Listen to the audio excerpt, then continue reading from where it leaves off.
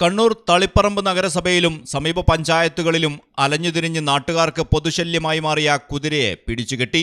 തളിപ്പറമ്പ് നഗരസഭാ സെക്രട്ടറിയുടെ നിർദ്ദേശപ്രകാരമാണ് നടപടി.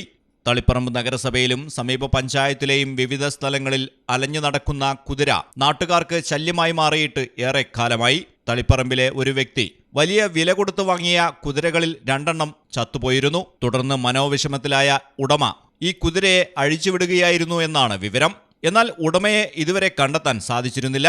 വീട്ടുവളപ്പിൽ തീറ്റ തേടിയെത്തുന്ന കുതിര കാർഷിക വിളകൾ തിന്നുതീർക്കുകയും അലങ്കാര ചെടികളും മറ്റും നശിപ്പിക്കുന്നതും വ്യാപാര സ്ഥാപനങ്ങളിലും മാർക്കറ്റുകളിലും കയറി നാശനഷ്ടങ്ങൾ വരുത്തുന്നതും പതിവായിരുന്നു. ഇതേ തുടർന്നാണ് കുതിരയെ നഗരസഭാ ജീവനക്കാർ പിടിച്ചുകെട്ടിയത്. മലയാളം ടെലിവിഷൻ, കണ്ണൂർ.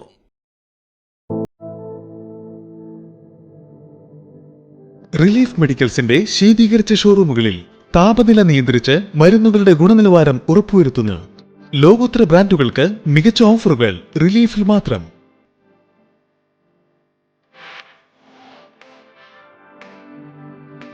മരുന്നുകൾക്ക് 40% വരെ വിലക്കിഴിവ്.